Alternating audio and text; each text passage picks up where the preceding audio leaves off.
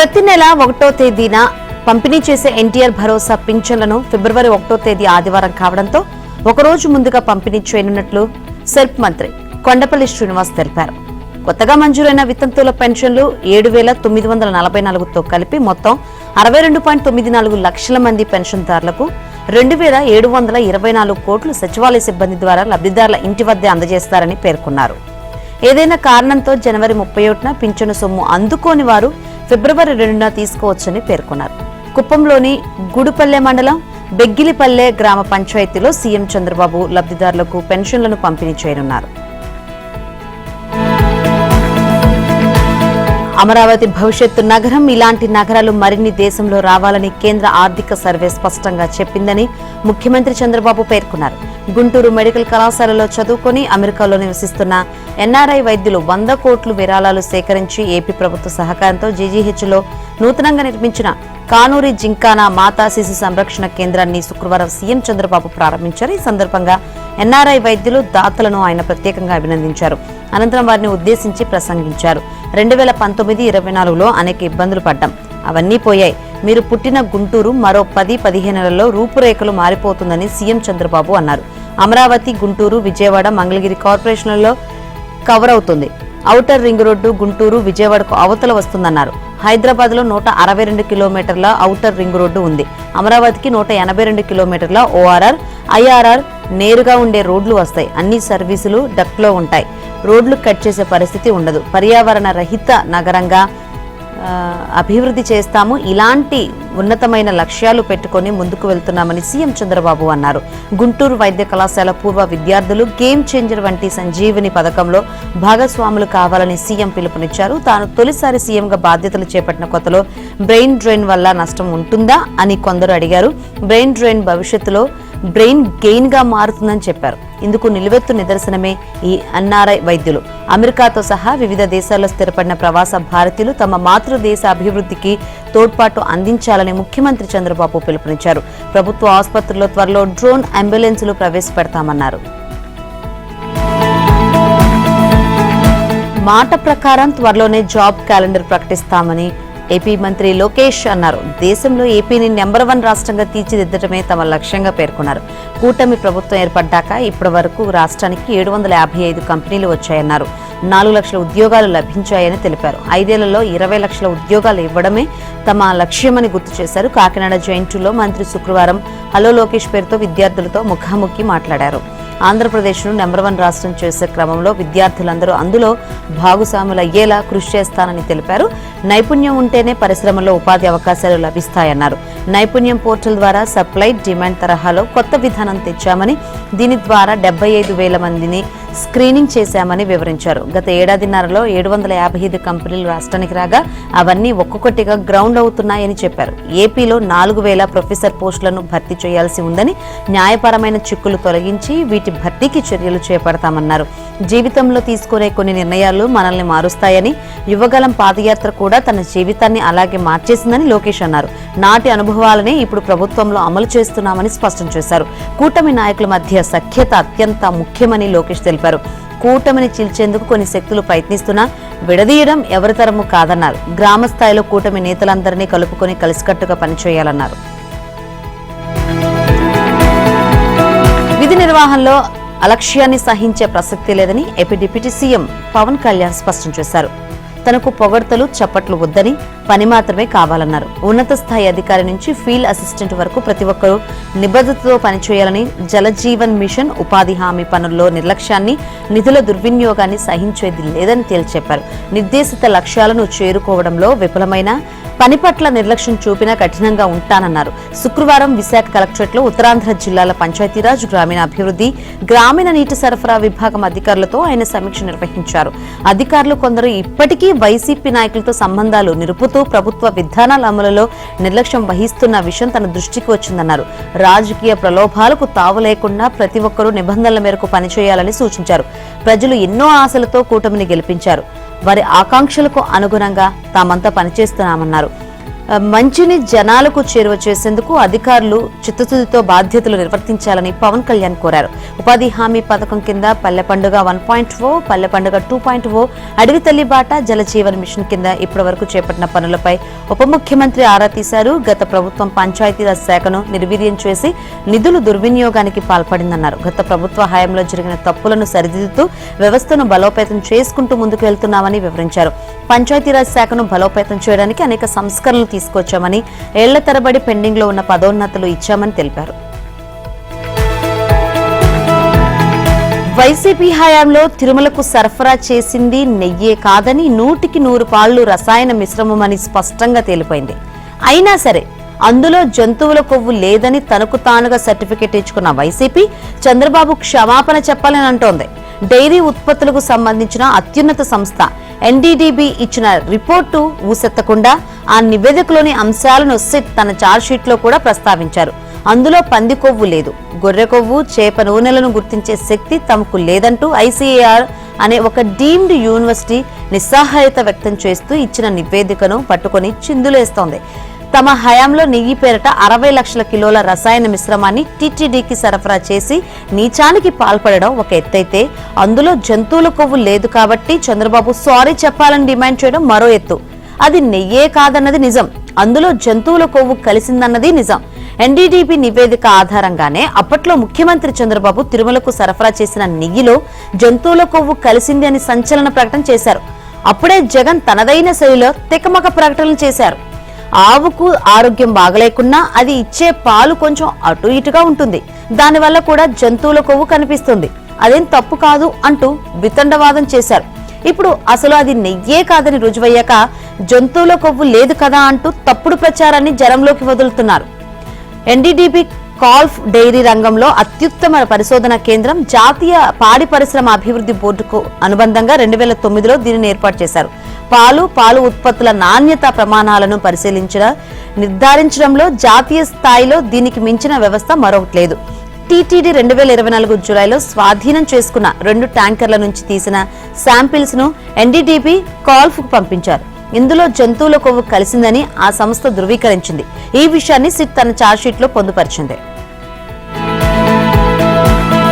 Tirumala laddu chemical cocktail జరగలేదని, SIT clean cheat ఇచ్చిందని అబద్దాలు చెబుతున్న వైసీపీ నేతలకు సిగ్గుండాలని టీటీడీ చైర్మన్ బీఆర్ నాయుడు మండిపడ్డారు.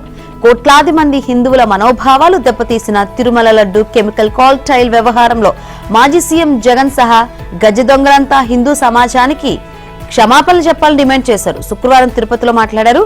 గత వైసీపీ ప్రభుత్వంలో జరిగిన వేలాది అరాచకాల్లో తిరుమల లడ్డు కెమికల్ కాక్టైల్ వ్యవహారం కూడా ఒకటన్నారు. సిట్ ఛార్జ్షీట్ లో 100% కల్తీ నెయ్యి అని పదే ప్రస్తావించిందన్నారు. అయితే జంతువుల కొవ్వు లేదని చెబుతూ వైసీపీ నేతలు యజ్ఞాలు, యాగాలు, సంబరాలు చేసుకుంటున్నారని అన్నారు. హిందూ దేవుళ్లను, భక్తులను కించపరిచే విధంగా గత వైసీపీ పాలనలో దాడి జరిగిందని ఆరోపించారు. నెయ్యి కొనుగోలుకు సంబంధించి తొలి రోజు నుంచి అన్ని ఉల్లంఘనలే జరిగాయన్నారు. సామర్థ్యం లేని డైరీలకు నెయ్యి సరఫరా ఆర్డర్లు ఇచ్చారని అన్నారు. వైసీపీ ప్రభుత్వ హయాంలో 5 ఏళ్లలో 250 కోట్ల విలువైన 60 లక్షల కిలోల నెయ్యి కొనుగోలు చేశారన్నారు. అందులో జంతువుల కొవ్వు ఉందని ఎన్డీడీబీ ల్యాబ్ రిపోర్టు తేల్చిందని, దాని ఆధారంగానే సీఎం, డిప్యూటీ సీఎం సాధువులు స్పందించారని అన్నారు. అది వదిలిపెట్టి సిట్ క్లీన్ చీట్ ఇచ్చిందని వైసీపీ నేతలు చెప్పుకోవడం సిగ్గుచేటన్నారు. గత వైసీపీ ప్రభుత్వంలో నియమితులైన డైరీ నిపుణులన్నీ బోలేబాబా డైరీ తనిఖీ కోసం పంపిస్తే అక్కడ ఒక ఆవు గాని, చుక్క పాలు గాని, చుక్క జున్ను గాని లేవన్నారు. కానీ 60 లక్షల కిలోల నెయ్యి ఎలా వచ్చిందని ప్రశ్నించారు. కలియుగ దైవం వెంకటేశ్వర స్వామిని మోసం చేసిన ఘనత మాజీ సీఎం జగన్ తో పాటు ఆ పార్టీ నాయకులకు దక్కుతుందని మంత్రి గుమ్మడి సంధ్యారాణి విమర్శించారు. ప్రజా సమస్యలు, తిరుపతి లడ్డు తయారీలో వైసీపీ ప్రభుత్వంలో జరిగిన తప్పులపై చర్చించేందుకు దమ్ముంటే జగన్మోహన్ రెడ్డి సహా 11 మంది వైసీపీ ఎమ్మెల్యేలు వచ్చే నెల 11వ తేదీ ప్రారంభం కానున్న అసెంబ్లీ సమావేశాలకు రావాలని సవాల్ విసిరారు. శుక్రవారం పార్వతీపురం మన్యం జిల్లా కుసగ్రామంలో ఆమె మాట్లాడారు. పాలు లేకుండా రసాయన పదార్థాలతో నెయ్యి తయారు చేసి వెంకటేశ్వర స్వామిని జగన్ తో పాటు వైసీపీ నాయకులు మోసం చేశారని ఆరోపించారు. ఆధారాలతో దొరికిపోయినా వైసీపీ నాయకులు దబాయింపు ప్రారంభించారని ఆమె మండిపడ్డారు. తిరుమల లడ్డు కెమికల్ కాక్టైల్ పై వైసీపీ నేతలు రోజుకో మాట, పోటుకో కథ చెబుతూ తప్పించుకునే ధోరణితో వ్యవహరిస్తున్నారని మంత్రి డోలా శ్రీ బాలవీరాంజనేయ స్వామి ఒంగోలులో అన్నారు. ప్రభుత్వం చట్టపరమైన అంశాలన్నింటినీ పరిగణలోకి తీసుకుని తమకు కేటాయించిన సున్నపురాయి లీజులను ఎలా రద్దు చేస్తారని భారతీయ సిమెంట్స్ ప్రశ్నిస్తోంది. జగన్ ప్రభుత్వ హయాంలో తమకు నిబంధనల ప్రకారమే లీజులు ఇచ్చారని, అవి తప్పని ఇప్పుడు ఎలా అంటారని వాదిస్తోంది. లీజులు రద్దు చేయాలన్న ముందస్తు ఉద్దేశాలతోనే తమకు నోటీసులు ఇచ్చారని, ఆ చర్య చట్ట విరుద్ధమైనదని అంటోంది. ఇది సహజ న్యాయ సూత్రాలు, చట్టబద్ధ పాలనకు విరుద్ధమంటూ ఆ కంపెనీ ప్రభుత్వానికి వివరణ ఇచ్చింది. లీజుల రద్దు కోసం చూపిస్తున్న కారణాలు, నిబంధనలు తమకు వర్తించవని, తక్షణమే లీజుల రద్దు, షోకాసు నోటీసును వెనక్కి తీసుకోవాలని డిమాండ్ చేసింది. నోటీసుపై వ్యక్తిగతంగా వివరణ ఇచ్చే అవకాశం కల్పించాలని గనుల శాఖను కోరింది. దీనిపై గనుల శాఖ ధీటుగా స్పందించింది. నోటీసు వెనక్కి తీసుకోవడం కుదరదని తేల్చి చెప్పింది. కేంద్ర గనులు, ఖనిజాల అభివృద్ధి నియంత్రణ చట్టం ప్రకారం లీజులు ఎందుకు రద్దు చేయకూడదో వివరణ ఇవ్వాలని స్పష్టం చేసింది. ప్రభుత్వానిదే తప్పంటూ భారతీయ సిమెంట్ సరికొత్త వాదన చేస్తోంది. ఈ నేపథ్యంలో చట్ట ప్రకారం ఆ కంపెనీ లీజులను రద్దు చేసేందుకు గనుల శాఖ రంగం సిద్ధం చేస్తోంది. ఇదే బాటలో ఏసీసీ రామ్కో సిమెంట్స్ కి ఇచ్చిన లీజులను కూడా రద్దు చేసేందుకు ఫైలు కదిలింది. సర్కార్ బడిలో చదివి రాజకీయాల్లోకి వచ్చి తక్కువ సమయంలోనే తెలంగాణకు ముఖ్యమంత్రి అయిన రేవంత్ రెడ్డి ఇప్పుడు మరో రికార్డు సాధించారు. ప్రఖ్యాత హార్వర్డ్ యూనివర్సిటీలోని కెనడీ స్కూల్లో 21వ శతాబ్దంలో నాయకత్వం కోర్సును పూర్తి చేసి సర్టిఫికెట్ అందుకున్నారు. ఓ తెలంగాణ సీఎం హోదాలో కోర్సును పూర్తి చేసి హార్వర్డ్ నుంచి సర్టిఫికెట్ అందుకున్న తొలి ముఖ్యమంత్రిగా రికార్డులోకి ఎక్కారు. హార్వర్డ్ వర్సిటీలో ఈ కోర్సుకు సంబంధించి ఈ నెల 25 నుంచి వారం పాటు ఉదయం 7 నుంచి సాయంత్రం 6 గంటల వరకు క్లాసులు నిర్వహించారు. 20 దేశాలకు చెందిన 60 మంది విద్యార్థులు ఈ క్లాసులకు హాజరయ్యారు. సీఎం రేవంత్ కూడా తరగతులకు హాజరై హోంవర్క్లు, అసైన్మెంట్లు పూర్తి చేశారు. కొన్ని కేస్ స్టడీలను పూర్తి చేసి ప్రొఫెసర్లకు సమర్పించారు. అధికార, నాయకత్వం, అనిశ్చితి వంటి అంశాలపై శిక్షణ పూర్తి చేశారు. సర్టిఫికెట్ ప్రదానోత్సవ కార్యక్రమం అనంతరం కోర్సుల్లో పాల్గొన్న వారితో కలిసి రేవంత్ గ్రూప్ ఫోటో దిగారు. ఇందుకు సంబంధించిన తన అనుభూతిని ఎక్స్ లో వివరించారు. ప్రతిష్టాత్మకమైన హార్వర్డ్ కెనడీ స్కూల్లో తన ఎగ్జిక్యూటివ్ ఎడ్యుకేషన్ ప్రోగ్రాం 21వ శతాబ్దంలో నాయకత్వం కోర్సును పూర్తి చేశాను. ఈ కోర్సుతో నాతో పాటు 20 దేశాల నుంచి వచ్చిన 60 మంది పాల్గొన్నారు. -డిగ్రీల ఉష్ణోగ్రతలు ఉండడం, చలిగాలుల మధ్యనే క్లాసులు జరిగాయని రేవంత్ పోస్ట్ చేశారు. ఈ సందర్భంగా మారుమూల గ్రామంలోని సర్కార్ బడి నుంచి హార్వర్డ్ వర్సిటీ వరకు రేవంత్ ప్రయాణం జరిగిందంటూ రాజకీయ వర్గాల్లో చర్చ జరుగుతోంది. ఫోన్ ట్యాపింగ్ కేసులో మాజీ ముఖ్యమంత్రి కేసీఆర్ హైదరాబాద్ లోని విచారణకు రావాలని సిట్ స్పష్టం చేసింది. ఈ కేసులో విచారణ హైదరాబాద్ లోనే జరుగుతోందని, కేసు హైదరాబాద్ పరిధిలోని అని గుర్తు చేశారు. ఈ నేపథ్యంలో ఆయన ఎర్రవల్లి ఫామ్ హౌస్ లో విచారించడం కుదరదని తేల్చి చెప్పింది. ఫిబ్రవరి 1న ఆదివారం మధ్యాహ్నం 3 గంటలకు ఆయన్ను విచారిస్తామని తెలిపింది. బంజారాహిల్స్ రందీనగర్ ఇంట్లో కానీ, జూబ్లీ హిల్స్ పిఎస్ లో కానీ అందుబాటులో ఉండాలని బీఆర్ఎస్ అధినేతను కోరింది. రెండింట్లో ఎక్కడ అందుబాటులో ఉంటారో తమకు సమాచారం ఇవ్వాలంటూ కేసీఆర్ కు మరోసారి నోటీసులు జారీ చేసింది. శుక్రవారం రాత్రి 9 గంటలకు సిట్ బృందం నందినగర్లోని కేసీఆర్ నివాసానికి వెళ్లి అక్కడ సిబ్బందికి నోటీసులు అందించే ప్రయత్నం చేశారు. అయితే సిబ్బంది ఎవరూ అందుబాటులోకి రాకపోవడం తప్పనిసరి పరిస్థితుల్లో ఇంటి గోడకు నోటీసును అంటించారు. పంజాగుట్ట పోలీస్ స్టేషన్లో 2024లో క్రైమ్ నెంబర్ 243 కింద నమోదైన కేసు విచారణలో భాగంగా మీకు అందజేసిన నోటీసుకు మీరు పంపించిన జవాబు పరిశీలించామన్నారు. ఎన్నికల అఫిడవిట్లోనూ అసెంబ్లీ కార్యాలయం రికార్డులోనూ గజ్వేల్ ఎమ్మెల్యేగా మీరు పేర్కొన్న నందినగర్ ఇంటి చిరునామాకే నోటీసు పంపించామన్నారు. మీరు ఎర్రవల్లికి రమ్మని కోరినప్పటికీ అది సాధ్యం కాదు. కేసు విచారణ పరిధి దృష్ట్యా మీరు అధికారికంగా రికార్డుల్లో పేర్కొన్న నందినగర్ నివాసంలోనే విచారిస్తామని నోటీసులో పేర్కొన్నారు. ఢిల్లీ సాక్షిగా తెలంగాణకు జలద్రోహం చేయడానికి సిద్ధమవుతున్నారని బీఆర్ఎస్ ఎమ్మెల్యే హరీష్ రావు అన్నారు. 200 టీఎంసీలో గోదావరి జలాలను ఏపీకి తరలించే కుట్ర జరుగుతుందని, ఢిల్లీలో నిర్వహించిన జల వివాదాల కమిటీ సమావేశం పోలవరం, నల్లమల సాగర్ కు పరిష్కారం కోసమేనని ఆరోపించారు. జలద్రోహం విషయంలో కత్తి చంద్రబాబుదైతే పొడిచేది రేవంత్ రెడ్డి అని చెప్పారు. గోదావరి నదీ జలాల అక్రమ తరలింపు విషయంలో బీఆర్ఎస్ మొదటి నుంచి కాంగ్రెస్ ప్రభుత్వాన్ని అప్రమత్తం చేస్తూ వస్తుందన్నారు. బనకచెర్ల అయినా, నల్లమల సాగర్ అయినా మారింది పేరు మాత్రమేనని, ఏపీ జలదోపిడీ ఆగలేదని అన్నారు. ఢిల్లీలో జరిగిన తెలుగు రాష్ట్రాల సాగునీటి సమావేశం సాక్షిగా రేవంత్ ప్రభుత్వం మరణ శాసనం రాయబోతుందని, నల్లమల సాగర్ విషయంలో తెలంగాణ ప్రభుత్వం ఒక పద్ధతి ప్రకారం ఏపీకి సహకరిస్తుందని ఆరోపించారు. తాను ప్రశ్నించిన తర్వాతే ప్రాజెక్టును వ్యతిరేకిస్తున్నామంటూ 2 షరతులు పెట్టి తెలంగాణ ప్రభుత్వం కేంద్రానికి లేఖ రాసిందని చెప్పారు. నల్లమల సాగర్ కు డీపీఆర్ ఆపాలని, ప్రాజెక్టుకు సిడబ్ల్యూసీ అనుమతి ఇవ్వొద్దన్న షరతులు విధించారని తెలిపారు. వీటికి కేంద్రం ఎలాంటి హామీ ఇవ్వకుండానే ఢిల్లీ సమావేశానికి ఎందుకు వెళ్లారని ప్రశ్నించారు. నల్లమల సాగర్ కు అంగీకారం తెలిపి తెలంగాణకు మరణ శాసనం రాయాలని అనుకుంటున్నారా అని నిలదీశారు. చంద్రబాబు ఒత్తిడితో ఢిల్లీలో జరుగుతున్న ఈ సమావేశం సమావేశాన్ని రాష్ట్రం బహిష్కరించాలని డిమాండ్ చేశారు. తెలంగాణ ప్రాజెక్టులను అడుగడుగున వ్యతిరేకించిన వ్యక్తిని సమావేశానికి పంపడం అంటే తెలంగాణకు ద్రోహం చేయడానికే కదా అని నిలదీశారు. గోదావరి జలాలను ఏపీ అక్రమంగా తరలించుకెళ్లేలా పోలవరం నల్లమల సాగర్ కు రేవంత్ రెడ్డి పథకం ప్రకారమే సహకరిస్తున్నారని హరీష్ ఆరోపించారు. కృష్ణా గోదావరి జలాల్లో ఒక్క చుక్క నీటిని కూడా వదలబోమని తెలంగాణ మంత్రి ఉత్తమ్ కుమార్ రెడ్డి అన్నారు. విందుల కోసం కేసీఆర్ తెలంగాణ ప్రజలను ఏపీకి తాకట్టు పెట్టారని ఆరోపించారు. తెలంగాణ రాష్ట్రం ఏర్పడిన నీళ్లు నిధులు నియామకాల కోసమని, కానీ 10 ఏళ్ల పాటు తెలంగాణను బీఆర్ఎస్ నిలువు దోపిడీ చేసిందని ధ్వజమెత్తారు. 1,00,000 కోట్లు వెచ్చించి కట్టిన కాళేశ్వరం ప్రాజెక్టు వారు అధికారంలో ఉండగానే కుప్పకూలిందని అన్నారు. శుక్రవారం మంత్రి ఉత్తమ్ మాట్లాడారు. తాము అధికారంలోకి వచ్చిన తర్వాతే కృష్ణా గోదావరి నదీ జలాల విషయంలో తెలంగాణ హక్కులను కాపాడేందుకు సర్వశక్తులు ఒడ్డుతున్నామని, బీఆర్ఎస్ చేసిన పొరపాట్లను సరిచేస్తున్నామని తెలిపారు. కృష్ణా జలాల్లో 70% వాటా కావాలని కోరుతున్నామని, జస్టిస్ బ్రిజేష్ కుమార్ ట్రైబ్యునల్లో పోరాడుతున్నామని తెలిపారు. పోలవరం నల్లమల సాగర్ బనకచర్లను అన్ని వేదికల్లోనూ వ్యతిరేకిస్తున్నామని మంత్రి ఉత్తమ్ తెలిపారు.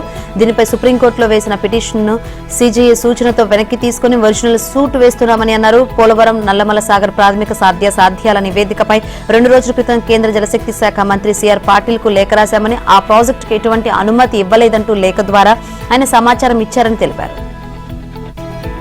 భవిష్యత్తులో ఆర్థిక వ్యవస్థను నైపుణ్యం మాత్రమే శాసిస్తోందని, పెట్టుబడి కాదని తెలంగాణ మంత్రి దుద్దుళ్ల శ్రీధర్ బాబు పేర్కొన్నారు.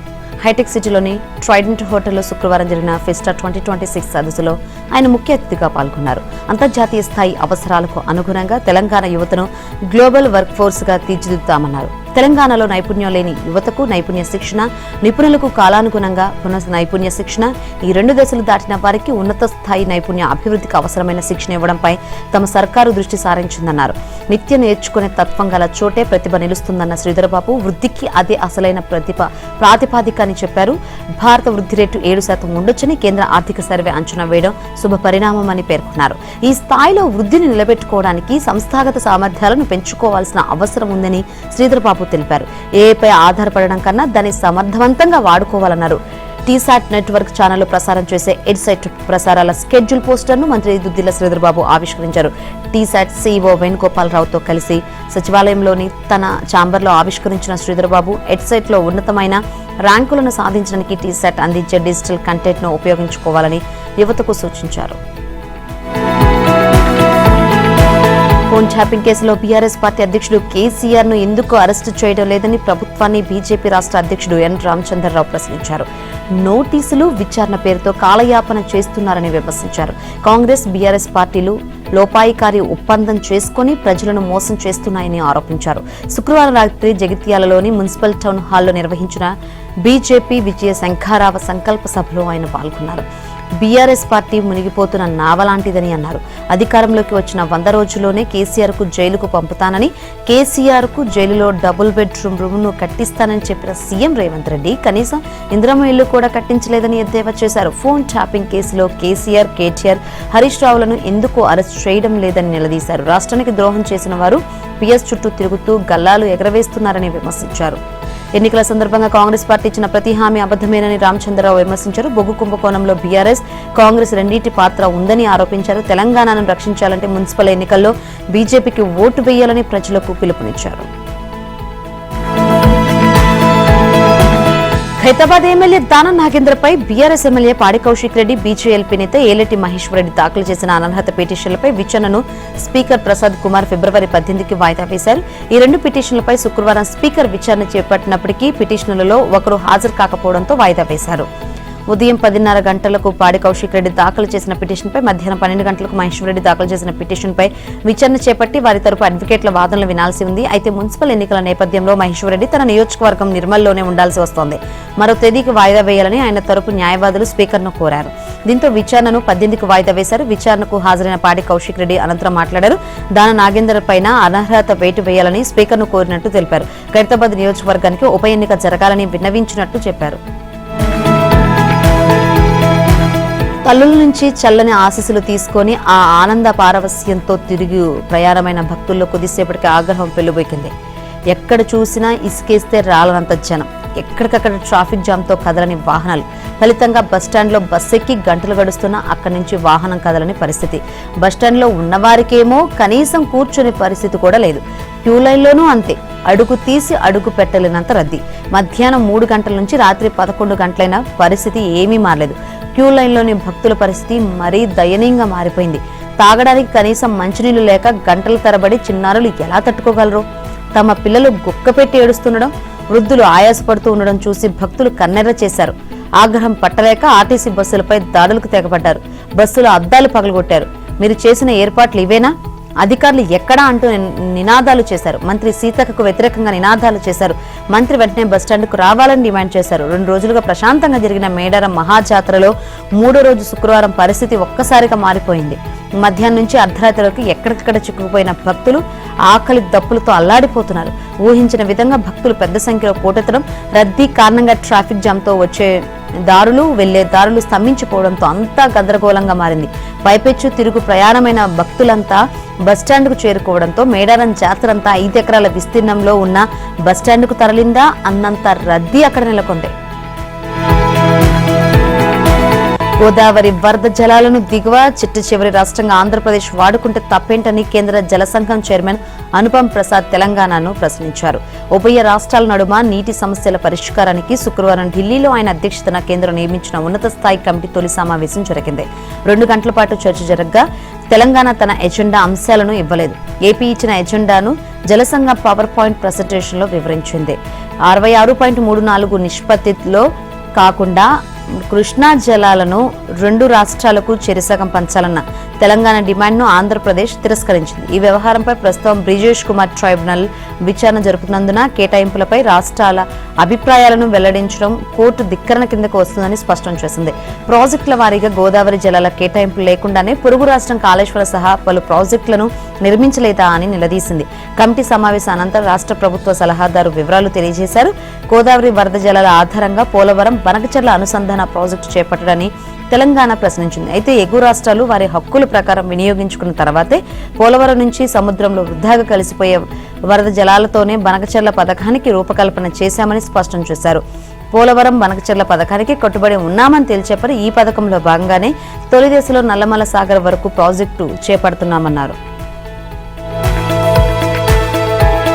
ప్రాజెక్టుల భూసేకరణకు ప్రభుత్వం 5,000 కోట్లు కేటాయించాలని నిర్ణయించింది. రానున్న బడ్జెట్లో ఈ నిధుల కేటాయింపునకు సూత్రప్రాయంగా అంగీకరించింది. 37,000 ఎకరాలను సేకరిస్తే 15 లక్షల ఎకరాల దాకా సాగులోకి వస్తుందని సర్కారు గుర్తించింది. ప్రాజెక్టుల నిర్మాణ అంచనా వ్యయాలు పెరగడానికి భూములు సేకరించకపోవడమే కారణమని ఇప్పటికే సీఎం రేవంత్ రెడ్డి గుర్తించారు. దీంతో ఇక ఏ ప్రాజెక్టును ప్రతిపాదించినా తొలుత భూములు సేకరించాల్సిందేనని అధికారులకు నిర్దేశించారు. ఇదే సూత్రాన్ని మక్తల్, నారాయణపేట, కొడంగల్ ఎత్తిపోతల పథకంలో అమలు చేస్తున్నారు. ఇక ఉమ్మడి ఏపీలో ఈ ప్రాజెక్టును ప్రతిపాదించగా 10 ఏళ్ల పాటు పక్కన పెట్టారు. తెలంగాణలో కాంగ్రెస్ అధికారంలోకి వచ్చిన తర్వాత 7 టీఎంసీలతో ప్రతిపాదించారు. ఈ ప్రాజెక్టును 3 దశల్లో చేపడుతుండగా 562 ఎకరాల భూమి అవసరమని గుర్తించారు. భూసేకరణకు నోటిఫికేషన్ ఇచ్చారు. ఇప్పటికే 195 ఎకరాలు సేకరించారు. ఇక 10 చెరువుల కింద 1,00,000 ఎకరాలకు నీరు అందించాలని నిర్ణయించగా డిస్ట్రిబ్యూటర్ల కోసం 1,500 ఎకరాలు అవసరమని గుర్తించారు. తొలుత ప్రధాన ప్రాజెక్టును చేపట్టి 2వ దశలో డిస్ట్రిబ్యూటరీ పనులు చేపట్టామన్నారు. షోరూంల వద్దే నూతన వాహనాల రిజిస్ట్రేషన్లతో వినూత్న విధానానికి శ్రీకారం చుట్టిన అధికారులు అదే సమయంలో ఎన్నడూ లేని ఓ కొత్త నిబంధన పెట్టారు. వాహనాల రిజిస్ట్రేషన్ కోసం యజమాని బ్యాంకు ఖాతా నెంబరు, ఐఎఫ్ఎస్సి కోడ్ వివరాలను కూడా తీసుకుంటున్నారు. ఆన్లైన్లో ఈ వివరాలను నమోదు చేయకపోతే రిజిస్ట్రేషన్కు సంబంధించిన పత్రాలు అప్లోడ్ కావడం లేదు. రిజిస్ట్రేషన్ కోసం అవసరమైన పత్రాల జాబితాలో బ్యాంకు ఖాతా వివరాలు కూడా కావాలంటూ షోరూంల నిర్వాహకులు బోర్డులు పెడుతున్నారు. ఇది చలానాల ఆటో డెబిట్ కోసమే కావచ్చని, కానీ ప్రభుత్వం నుంచి స్పష్టత రావాల్సి ఉందని పేర్కొంటున్నారు. దీంతో ట్రాఫిక్ జరిమానాలను ఆటోమేటిక్ గా బ్యాంక్ ఖాతా నుంచి వసూలు చేసుకోవడానికే బ్యాంకు ఖాతా వివరాలను సేకరిస్తున్నారనే చర్చ మొదలైంది. వాహనాల అతివేగం, రాంగ్ రూట్, హెల్మెట్ లేకుండా ప్రయాణం తదితర నిబంధనల ఉల్లంఘనలకు విధించే జరిమానాలను నేరుగా బ్యాంక్ ఖాతా నుంచి కట్ చేసుకునే విధానం ఉండాలని ఇటీవల సీఎం రేవంత్ పేర్కొన్న నేపథ్యంలో బ్యాంకు ఖాతా వివరాలు సేకరణ అంశం సోషల్ మీడియాలో వైరల్ అవుతుంది. కానీ రిజిస్ట్రేషన్ సమయంలో బ్యాంకు ఖాతా వివరాలు కేవలం చిరునామా ప్రూఫ్ కోసమేనని అధికార వర్గాలు చెబుతున్నాయి. రవాణా శాఖ వద్ద ఆర్సీ కార్డులపై యజమానుల పాత అడ్రస్లే ఉంటున్నాయని, వారు ఇల్లు మారినప్పుడు కొత్త చిరునామాను నమోదు చేసుకోవడం లేదని అంటున్నారు. ఏవైనా ప్రమాదాలు జరిగినప్పుడు ఇతర అవసరమైన సందర్భాల్లో వాహనాల యజమానులను గుర్తించడం, సంప్రదించడంలో సమస్యలు వస్తున్నాయని, అందుకే బ్యాంక్ ఖాతా వివరాల సేకరణ చేపట్టారని పేర్కొంటున్నాయి. విమాన ప్రమాదంలో మరణించిన ఎన్సీపీ అధినేత అజిత్ పవార్ స్థానంలో మహారాష్ట్ర ఉప ముఖ్యమంత్రిగా ఆయన భార్య సునేత్ర పవార్ నేడు ప్రమాణం చేయనున్నారు. ఈ పదవి చేపట్టాలని పార్టీ నేతలు చేసిన విజ్ఞప్తికి ఆమె అంగీకారం తెలిపారని సీనియర్ నాయకుడు మంత్రి ఛగన్ భుజ్బల్ మీడియాకు తెలిపారు. ప్రస్తుతం రాజ్యసభ సభ్యురాలుగా ఉన్న ఆమెను ఇవాళ తమ శాసనసభాపక్ష నేతగా ఎన్సీపీ ఎమ్మెల్యేలు ఎన్నుకోనున్నారు. కాగా దివంగత పవార్ ఉప ముఖ్యమంత్రిగా ఆర్థిక ప్రణాళిక శాఖలు చూసేవారు. ఎక్సైజ్, యువజన సంక్షేమం, మైనార్టీల అభివృద్ధి, క్రీడలు కూడా ఆయన వద్దే ఉన్నాయి.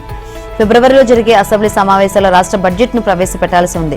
ప్రస్తుత సంక్లిష్ట పరిస్థితుల్లో సునేత్ర ఆర్థిక శాఖ వంటి కీలక శాఖ నిర్వహించలేరని, ఆమెకు ఎక్సైజ్, క్రీడల శాఖలు ఇస్తామని, ఆర్థిక శాఖ ప్రస్తుతానికి సీఎం ఫడ్నవీస్ వద్దే ఉంటుందని బీజేపీ నాయకత్వం ఎన్సీపీ నేతలకు స్పష్టం చేసినట్టు తెలిసింది. బడ్జెట్ సమావేశాల తర్వాత ఆర్థిక శాఖను ఎన్సీపీకి ఇస్తామని ప్రతిపాదించింది. ఇందుకు వారు సమ్మతించినట్లు సమాచారం.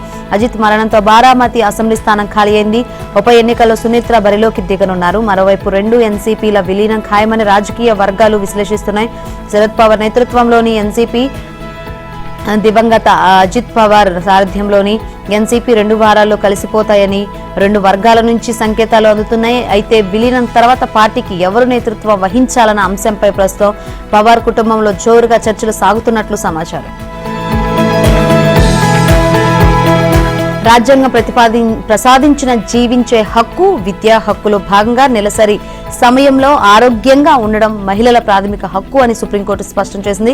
6 నుంచి 12వ తరగతి వరకు చదివే కౌమార దశలోని బాలికల కోసం కేంద్రం రూపొందించిన పాఠశాలలకు వెళ్లే బాలికల కోసం ఋతుక్రమ పారిశుద్ధ్య విధానాన్ని దేశవ్యాప్తంగా అమలు చేయాలని justice JB Pardiwala, justice R మహదేవన్లతో కూడిన ధర్మాసనం సూచించింది. అందులో భాగంగా పట్టణ, గ్రామీణ ప్రాంతాల్లో ఉన్న అన్ని ప్రభుత్వ, ప్రైవేట్ స్కూళ్లలో మగపిల్లలకు, ఆడపిల్లలకు వేరువేరుగా శౌచాలయాలను ఏర్పాటు చేయాలని, వాటిలో ఉపయోగించడానికి వీలయ్యే నీటి కనెక్షన్ ఉండేలా చూడాలని, విద్యార్థినులకు పర్యావరణ హిత శానిటరీ నాప్కిన్స్ ను ఉచితంగా అందుబాటులో ఉంచాలని దేశంలోని అన్ని రాష్ట్రాల, కేంద్ర పాలిత ప్రాంతాల ప్రభుత్వాలను ఆదేశించింది. ఈ తీర్పును అమలు చేయకపోతే ప్రైవేటు స్కూళ్ల గుర్తింపును రద్దు చేయాలని, ప్రభుత్వ పాఠశాలలు అమలు చేయకపోతే అందుకు నేరుగా రాష్ట్ర ప్రభుత్వాలను బాధ్యులను చేస్తామని హెచ్చరించింది. పాఠశాలలో విద్యార్థులకు ఉచితంగా శానిటరీ నాప్కిన్స్ అందించాలని, కనీస పారిశుద్ధ్య సౌకర్యాలు ఏర్పాటయ్యేలా చూడాలని కోరుతూ దాఖలైన పిటిషన్పై విచారణ జరిపిన సుప్రీంకోర్టు ఈ తీర్పును వెలువరించింది. ఎవరైనా ప్రతిభను చూసి పదవి ఇస్తారు. తన కులం వాడనో, తన మతం వాడనో అభిమానంతోనో పదవి ఇచ్చేవారు ఉంటారు. కానీ అమెరికా అధ్యక్షుడు ట్రంప్ అలాంటి వారందరికీ భిన్నం. అమెరికన్ వ్యాపారి, రాజకీయ నాయకుడు అయిన డగ్ బర్గమ్ భార్య అందంగా ఉంది కాబట్టే ఆయనకు తన క్యాబినెట్ లో మంత్రి పదవి ఇచ్చానని చెప్పారు. అంత అందమైన భార్యను కలిగున్న ఎవరైనా విజేతలేనని, అందుకే తాను బర్గంతో కలిసి పనిచేయాలనుకుంటున్నానని వివరించారు. తన ఆఫీసులో ఒక ఎగ్జిక్యూటివ్ ఆర్డర్ పై సంతకం చేస్తూ ట్రంప్ ఈ వ్యాఖ్యలు చేశారు. ఆ సమయంలో డగ్ బర్గమ్, ఆయన భార్య సైతం అక్కడే ఉండడం, వారి ముందే ట్రంప్ ఈ వ్యాఖ్యలు చేయడం గమనార్హం. డగ్ బర్గమ్ ను, ఆయన భార్య క్యాథరిన్ ను తాను ఒక గుర్రపు స్వారీ వీడియోలో మొదటిసారి చూశారని, అప్పుడు క్యాథరిన్ తన దృష్టిని ఆకర్షించారని చెప్పారు. వారిద్దరి వీడియోను చూసినప్పుడు ఆమె ఎవరు అని ప్రశ్నించాను. అప్పుడే ఆమె గురించి తెలిసింది. అప్పుడు అయితే తాను బర్గమ్ ను పరిలోకి తీసుకుంటాను అని ట్రంప్ చెప్పారు. భారత్, న్యూజిలాండ్ జట్ల మధ్య జరుగుతున్న 5 టీ20ల సిరీస్ ముగింపు దశకు చేరింది. స్థానిక గ్రీన్ ఫీల్డ్ మైదానంలో ఇవాళ చివరి మ్యాచ్ జరగనుంది. ప్రతిష్టాత్మక టీ20 వరల్డ్ కప్ కు ముందు అదే ఆఖరి పోరు కావడంతో భారత్ తమ సన్నాహకాలను ఘనంగా ముగించాలనుకుంటోంది. ఇప్పటికే సిరీస్ ను కైవసం చేసుకున్న విశాఖలో ప్రయోగాలకు దిగి ఓటమి పాలింది. అటు 4వ మ్యాచ్ నెగ్గిన కివీస్ సిరీస్ ను మరో విజయంతో ముగించి మెగా టోర్నీలో ఆత్మవిశ్వాసంతో అడుగు పెట్టాలనుకుంటుంది. ఓపెనర్ ట్విన్ ఆలెన్ జట్టులోకి రానున్నాడు. దీంతో కాన్వేకు చోటు దక్కకపోవచ్చు. మెగా టోర్నీలో ప్రధాన వికెట్ కీపర్ గా చోటు దక్కించుకున్న సంచు శాంసన్ పై ఇప్పుడు అందరి దృష్టి నెలకొంది. సొంత మైదానంలో తొలిసారి అంతర్జాతీయ మ్యాచ్ ఆడనున్న సంచుకు ఫామ్ లోకి వచ్చేందుకు ఇదే ఆఖరి ఛాన్స్. ఆడిన 4 మ్యాచ్ల్లో 40 పరుగులు మాత్రమే చేసిన శాంసన్ పేలవ ఫామ్ తో విమర్శలు ఎదుర్కొంటున్నారు. అలాగే గత 15 ఇన్నింగ్స్ లో ఒకసారి మాత్రమే అర్ధ సెంచరీ సాధించాడు. మరోవైపు వైజాగ్ మ్యాచ్ లో ఆడని ఇషాన్ నేటి మ్యాచ్ లో బరిలోకి దిగే అవకాశం ఉంది. అయితే మ్యాచ్ కు ముందు ఇషాన్ పై ఫిజియో నిర్ణయం తీసుకుంటాడని బ్యాటింగ్ కోచ్ సింతాసు కోటక్ అని తెలిపాడు. ఫామ్ లో ఉన్న అభిషేక్ కు విశ్రాంతినిచ్చి ఇషాన్ తో ఓపెనింగ్ చేయిస్తారా అనేది కూడా డౌటే. ఒక స్పిన్నర్ అక్షర్ పటేల్ ఫిట్నెస్ పై స్పష్టత లేదు. గత 2 మ్యాచ్ల్లో విశ్రాంతి ఇచ్చిన వరుణ్ ను ఆఖరి మ్యాచ్ లో బరిలోకి దింపే అవకాశం ఉంది.